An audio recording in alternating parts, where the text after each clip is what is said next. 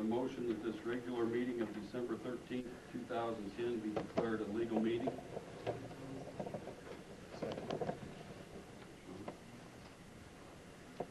Motion by Donovan, second by Malloy, that this regular meeting of December 13th, 2010 be declared a legal meeting. Discussion. Roll call. Donovan? Yes. Malloy? Yes. Lohmeyer? Yes. Peterson, yes. Trimble? Yes. Lightline? Yes. Oshner, absent. Sharpov, absent.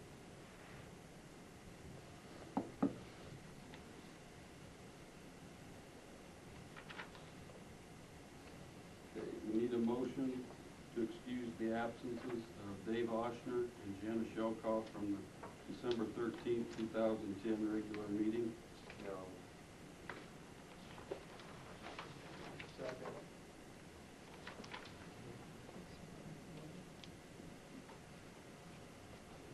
Motion by Preble, second by Donovan, that the board excuse the absence of members Oshner and Shelkoff from the December 13th, 2010 regular meeting. Discussion. Roll call. Trimble? Yes. Donovan? Yes. Lohmeyer? Yes. Jacobson, yes. Malloy? Yes. Oshner, absent. Sharpov, absent. Lightline? Yes. Okay, now we'll move on to another part. Welcome visitors. We'd like to welcome all of you and thank you for coming to our meeting. This is the time we do public input. I know that Sherry is asked to talk and Elle Weiss, so if you want to go first. First of all, I want to thank you for the opportunity to let me come and talk to you a little bit. I'm here representing the American Legion tonight. I was hoping that Eric Williams could be here, but he's got a VFW meeting. What I refer to is the Veterans Day program. I have talked to Mr. Norvell by email a couple of times. We had a meeting on Sunday before the Veterans Day meeting, and we were excited about the speaker coming. He's a 30-year vet, a decorated vet, bronze medal. So we were a little bit shocked to show up on the day of the Veterans Day program to find out that he had been asked not to speak. And when I asked why, there really wasn't a good answer. Eric said that he was told it was because of his affiliation with the Tea Party. Well, he has spoken for the Tea Party a number of times, but he is not affiliated with the Tea Party. So I called Mr. Rose when I got back to my office, and I asked if I could find out why he had been asked not to speak. Mr. Rose referred to the Tea Party incident and something about a meeting in New York that he had spoken to that Mr. Norvell and Mr. Rose had looked at.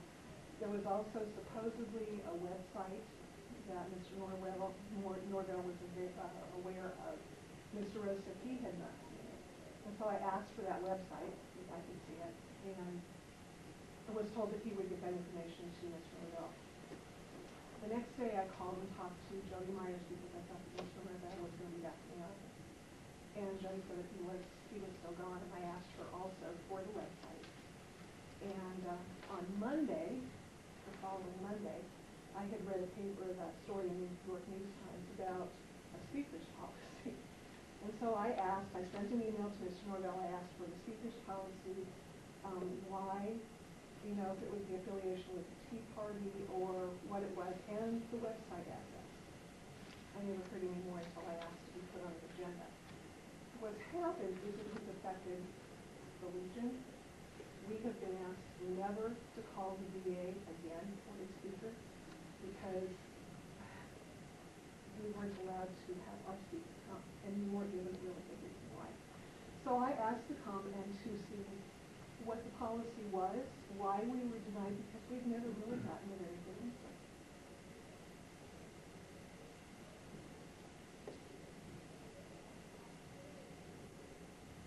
You're asking Mark or me or? You made the decision. I had denied, Mr. Clockett approached me in August about Mr. Freeman speaking to our students. We don't just let people come from anywhere and speak to our students. So we investigated, read some things from the New York Times, and he had made some Tea Party addresses. And we just didn't feel like we were going to subject our students to any kind of political speech. That was back in August. Mr. Flock came back, I think later, and asked if the governor could speak. And he was very persistent, which made me believe there was political undertones of some kind. So I didn't find out that Mr.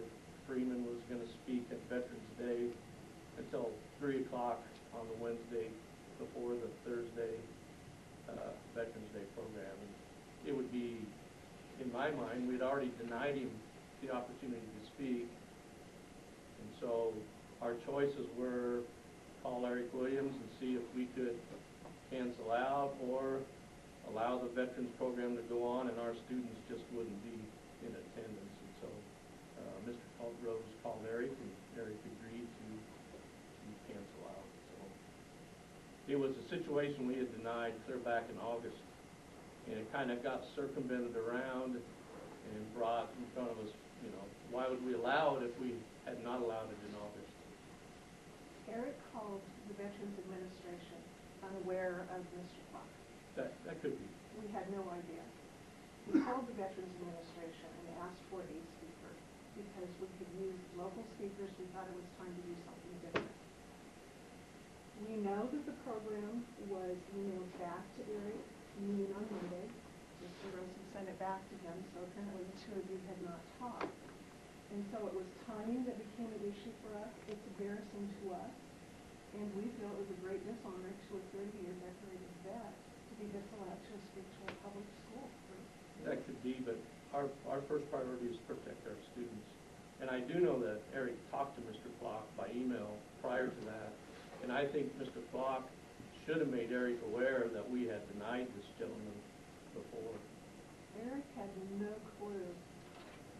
I got an email from William Flock, from Eric to William Flock right here, if you'd like to look at it, November 6th.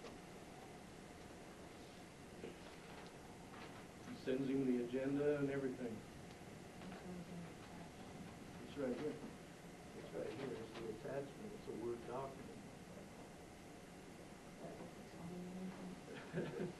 It's, Eric had talked to Mr. Flock. He was not aware of Mr. Freeman, from what he told me, and that's why I wanted him here. Well, Sherry, regardless, again, we have to protect the rights of our students, and we did, and I'm comfortable with the decision we made. So. Thank you, Sherry. Okay, appreciate your time. Before we Comments. do we have a policy though, Mr. Norvell? It's not a board policy, but it's my policy that I share with the principals all the time. We don't have an assembly without investigating the topic that the speaker's going to talk about. So. Then why did you tell the York News Times that there was a speaker's policy? That was in the York News I Times. said it was a policy. I never said board policy. You can read the quote. Speaker's policy. It's a policy, and I have it with my principals. You can ask them. But Mr. Rose wasn't aware of that on Monday when he sent the program back to us? I'm sure he was aware. Thank you, Sherry. Okay, Mr. Weiss, you're going to speak to the board on the busing. Thank you. I appreciate the time that you're going to give me, I hope. First of all, I enjoyed driving buses to the school. I'm going to tell you why I didn't drive this year and the things that I experienced with this bus company. Like I said, I enjoyed the job I had. I enjoyed talking to Norval every morning. He'd come out and greet me with some words of wisdom, whether it's colder than the devil or I went hunting last night. I enjoyed that. But I didn't, what I expressed or what I did at Mid-State, the problems I had, and I did not continue to drive for them this past year. I noticed that there's some fairly new buses this year, and I know the contract's up. My question is, why weren't these buses issued to us in the past years that they had instead of the ones that were unmechanically sound and unsafe, in my opinion? Last year when I drove, I broke down 5 times with these buses that I drove. I was asked several, I had several mechanical problems that I wanted fixed. I asked to have them fixed, and some of the answers that I got back was lots of luck. I don't want to hear about it. Well, I didn't get an answer at all for why these buses weren't fixed. I'm a professional driver. I have been all my life. I drove and became a driver's instructor for the state patrol. I drove large tour buses all over the United States with responsibility to those people in my bus. Even down to driving the school buses, I had a great responsibility. But when you are given mechanically unsound buses, it made no sense to me why we were getting these buses. And I'm going to give you some instances of what the problems I, as the driver for the school, did last year. I was given a bus. Now remember, each time, each day, and each night, these buses are inspected by the driver before they leave the barn and when they return to the barn. I was given a bus that leaked transmission fluid so bad that I left the barn. You could follow my route all the way to Milligan.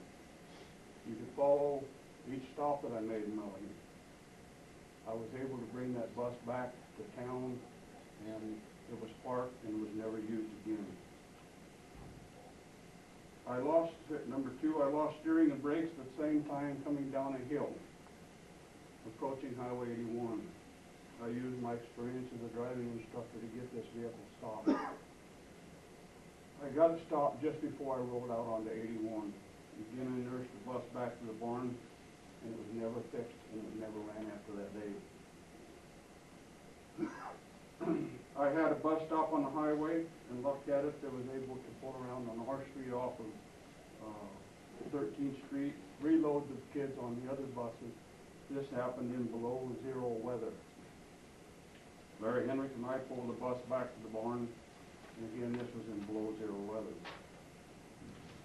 I broke down on 81, the bus just stopped, I pulled to the shoulders, and again, reloaded the students on other buses. The bus was left out on the highway, and we reloaded the kids again on other buses. I drove a van to start to Milligan and never got a half mile east of the 81-41 junction. It died, and another bus had to be brought to me. The van was taken back to the bus barn and parked, and was never used after that. This happened last year, and I told you maybe the driver is, this all happened last year, and I was told, maybe it's the driver that's breaking down these buses. And it's his fault. That was told to me, that hurt me bad. I did pre-inspection before each day's driving and at the end of the day's route. All these buses had federal inspector stickers on them. I've often wondered who the federal inspector was and why he would put his name on one of these inspection stickers. On other occasions of happenings that I experienced, I was assigned to drive a large bus, and at that time I was the only one qualified to drive one of the big snub-nosed buses. I was on the interstate and I wasn't able to maintain the 40-mile-an-hour speed zone.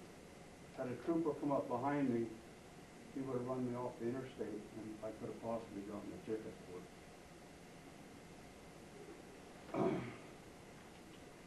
I drove a bus that the wind caught the stop arm and broke it back.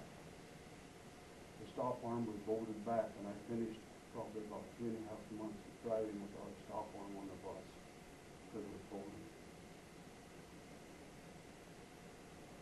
I drove a bus, I was assigned to a field trip. And this happened right out in front of the school. The parents, they all bring food to the kids, and it was a big field trip. And they brought coolers for food for the kids. They wanted to put them by the main service door. I told them no, they had to put them in the pack. They went around, and one of the parents came up and said, "Do you have the door locked?" And I said, "No." I went back to the back of the bus, moved the handle, the door wouldn't open. I went inside and literally had to brace myself on the seats and forcibly kick that door 3 times before it popped. This wasn't my bus. This was one of the other guys' buses. When I got home, I asked that driver if he was aware of that situation. He said, "Yeah, I know it's that way." But he couldn't get it fixed. I was again assigned to pick up a bus in Stromsburg